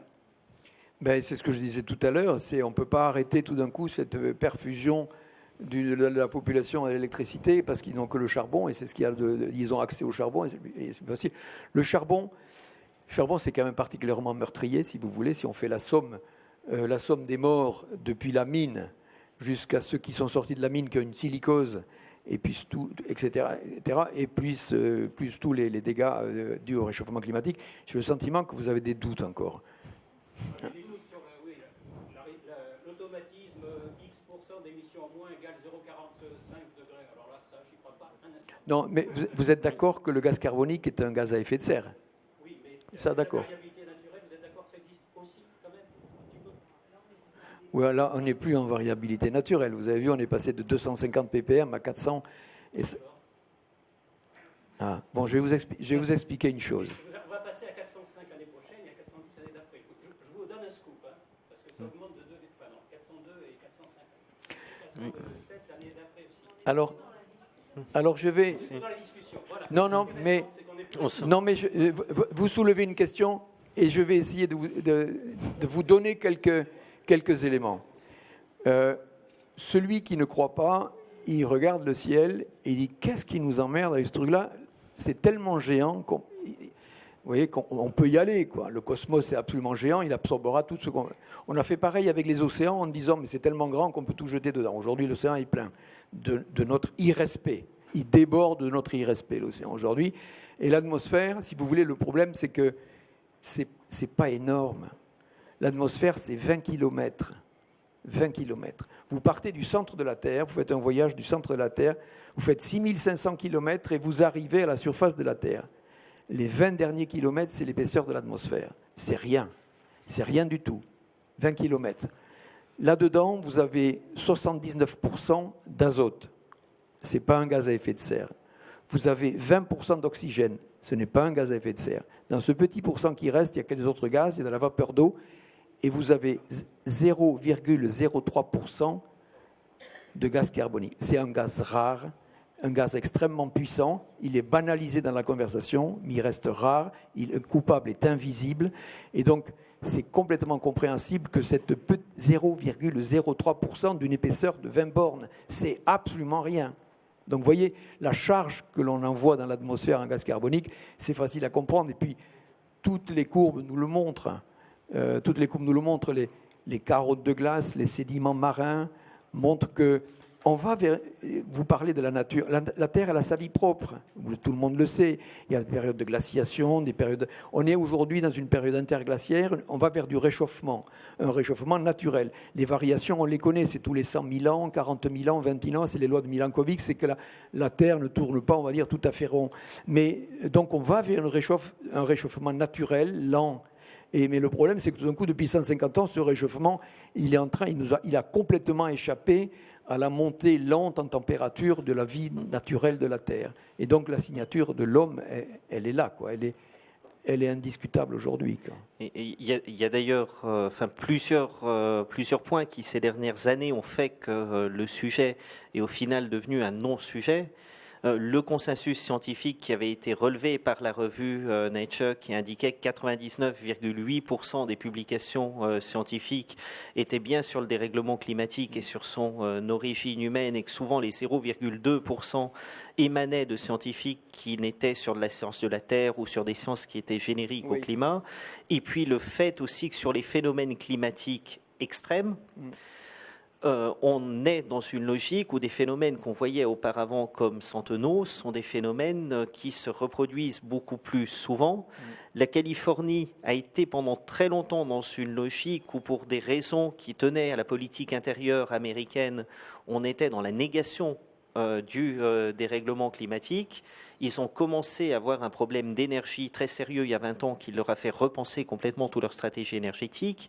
Ça fait 5 à 10 ans qu'ils ont un problème d'eau qui est maintenant tellement sérieux que ce pays qui était autant attaché aux libertés individuelles s'est mis à avoir des mesures liberticides sur l'arrosage des pelouses, des piscines, des maisons, et que quand vous regardez une carte postale de Californie il y a 20 ans, vous voyez du vert, du flamboyant et de l'eau partout, et une carte postale de Californie aujourd'hui ressemble beaucoup plus au final à l'Arizona et à des paysages où on se rend compte que la végétation, le quotidien et ce qu'on y voit et ce qu'on relève en tant que touriste et qu'idiot du voyage a complètement changé. Pour revenir sur votre question, là, je devine à travers ce que vous avez dit, il est évident que les modèles climatiques sont l'accumulation d'une quantité de mesures que l'on prend, on essaie d'en avoir le maximum, de les vérifier et de faire un modèle climatique. C'est pas parfait. C'est pas parfait. Non, mais la tendance, elle est constante. Vous voyez ce que je veux dire? Il y a le delta d'erreur, il est un petit peu, mais non, il est un petit peu de temps en temps. Les modèles il y a 30 ans se sont tous plantés, là, quand même. Alors, j'espère que c'est mieux maintenant. Question suivante. Monsieur. Oui, bonjour, c'est par là. Donc Florence, jeune diplômée. Moi, je voudrais revenir, vous avez dit convaincre, c'est donner envie. Tout à l'heure, vous avez dit mesures liberticides. Comment donner envie quand les solutions contre le réchauffement climatique, c'est plutôt des lois contraignantes, des mesures liberticides. Comment donner envie? Voilà. Vous avez raison, c'est une bonne question. C'est ce que j'essaye de faire régulièrement. Je ne sais pas si vous a donné envie ce soir. J'ai pas. Quelle heure il est? Il est 20h43. Ça fait 1 heure qu'on parle, et donc Oui, j'ai le sentiment de ne pas encore vous avoir donné envie. Ça tombe bien, c'est le moment. Ah, comment vous pouvez donner envie? Ah oui, d'accord. Vous me rassurez, je me suis dit, bon sang, j'y arrive pas. J'y arrive pas. Si, un peu quand même. Comment donner envie? C'est compliqué. Je vois chez moi, par exemple, les lumières qui restent allumées quand elles n'ont rien à faire. Je fais des... je suis là, présent pour expliquer, mais il y a une telle facilité, si vous voulez, d'accélérer. Je pense quand même que ça fait un moment quand même que les enseignants enseignent de plus en plus, prennent des sujets et font des exercices de classe, etc., d'établissement. Moi, j'en fais beaucoup. Et des projets d'établissement, il y en a. Des projets de classe, il y en a beaucoup.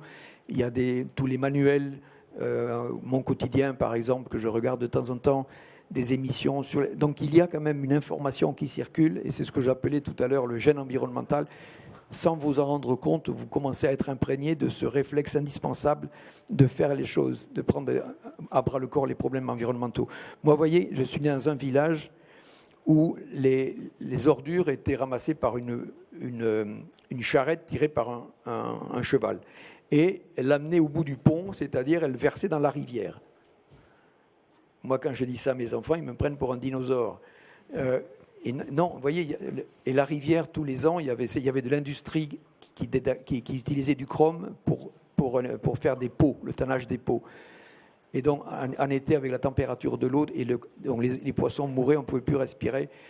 Et donc, tout ça, c'est dans notre pays, si vous voulez. C'était dans notre pays, et tout ça, c'est inimaginable aujourd'hui.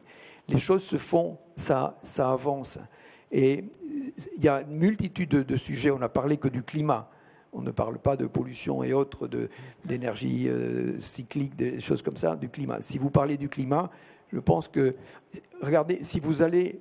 Tout ce qui est fait dans le sens du covoiturage, par exemple. J'ai fait l'autre jour, je suis originaire du Tarn, et j'y étais allé, Albi, Toulouse, il y a l'autoroute. Toutes les entrées d'autoroute, les champs de trèfle sont devenus des parkings. Donc on voit qu'il y a du covoiturage qui se fait. Il y a vraiment, les choses sont engagées. Puis socialement, c'est intéressant. Il y en a même qui se marient, certainement, après ça.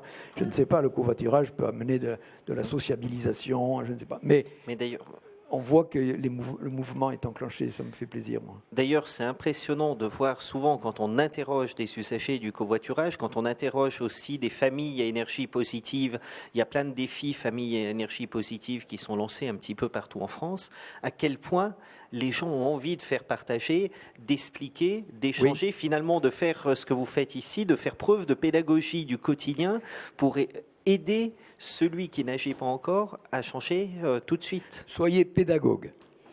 Essayez de trouver les mots qui vous plaisent de manière à pouvoir en parler. Essayez d'en parler en donnant envie. Vous voyez, c'est fondamental. J'ai vu plein de mains se lever avec d'autres questions et on va essayer de ne pas vous faire veiller trop longtemps, mais de bien distribuer la parole. Monsieur ?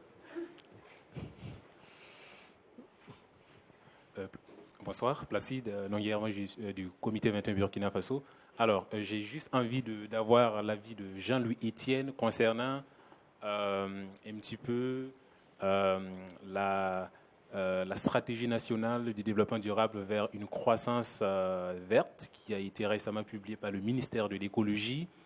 Et cette stratégie disait qu'en matière d'énergie renouvelable, que la France allait passer, je crois, de 23% de la part des énergies renouvelables, genre de 2015 à 32% vers 2025-2030. Je ne suis plus exactement sûr de ces chiffres, mais globalement, c'est l'ordre d'idée.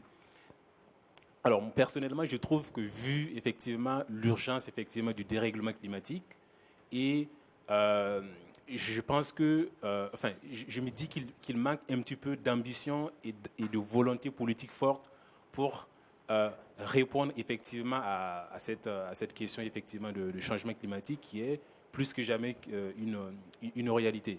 Alors, qu'est-ce que vous pensez effectivement de cela? Je pense qu'il y a une certaine lenteur, qu'il n'y a pas assez d'ambition et de volonté effectivement quant effectivement à la transition effectivement énergétique. Bien évidemment, on ne peut pas.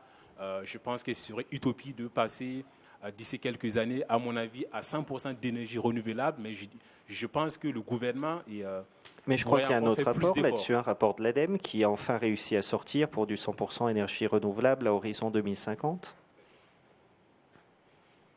Vous voulez que je vous... Allez-y. Sur la transition énergétique, oui, c'est une bonne chose, la transition énergétique. Ça passe par là. Ça passe par la transition. Vous avez parlé de vert. Tout ce qui est vert est une pompe à carbone.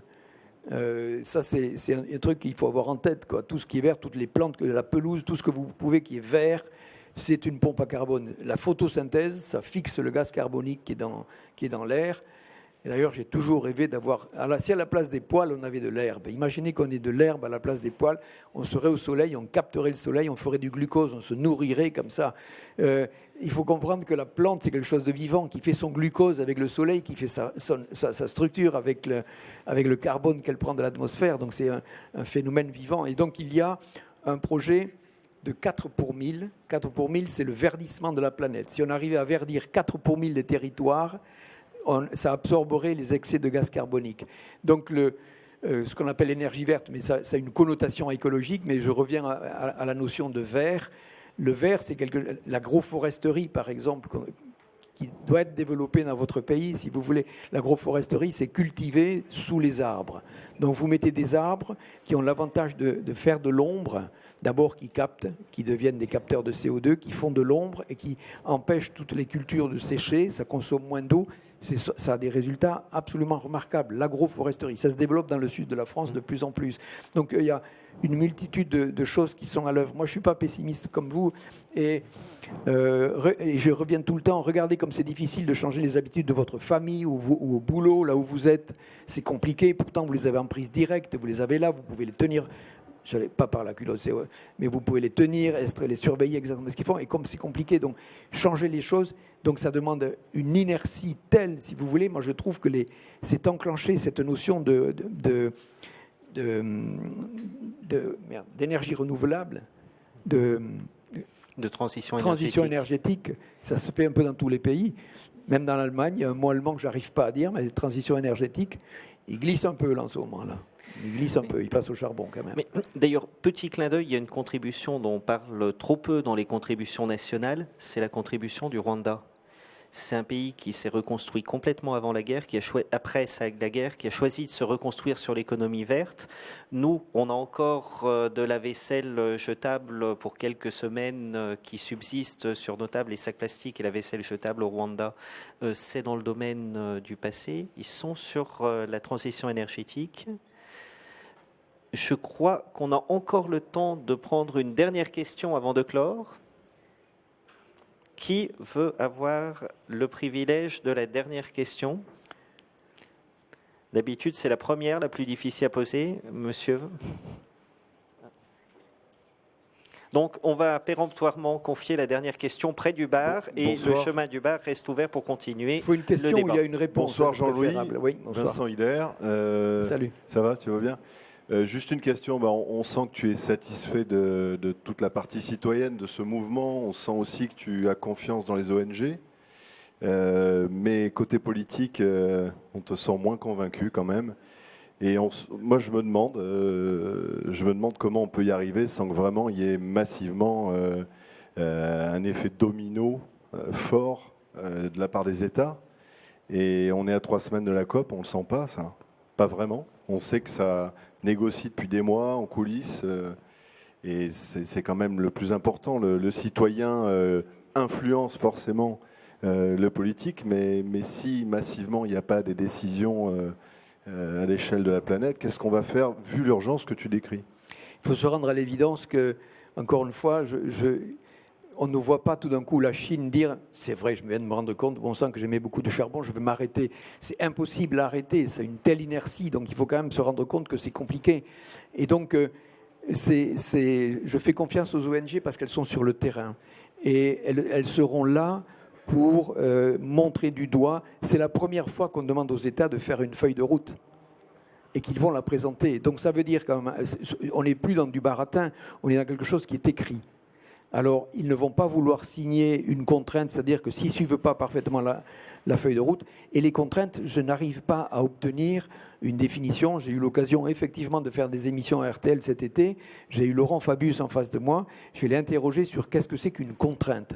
Comment est-ce qu'on va pénaliser? Est-ce qu'il y a une pénalité? Est-ce que ça coûte? Est-ce que, vous voyez? Et je ne sais pas, je n'ai pas de réponse. Qu'est-ce que c'est la contrainte? Donc c'est quelque chose, quand on transporte des mots contraintes comme ça, je pense que la France est vraiment devant et elle a envie que ça marche, si vous voulez. Mais tout le monde n'est pas aussi convaincu. Moi, j'étais en Alaska il n'y a pas très longtemps. Quand Obama est venu à Alaska, je ne suis pas allé pour voir Obama, mais il se trouve que j'étais là-bas. Donc il y avait une magnifique exposition sur la glace qu'ils font, etc. Il n'y avait pas une ligne sur la COP 21. Il y avait dans un petit coin conférence de Paris entre parenthèses avec 3 dates. Donc c'est quelque chose dont on est vraiment imprégné en France et c'est très bien.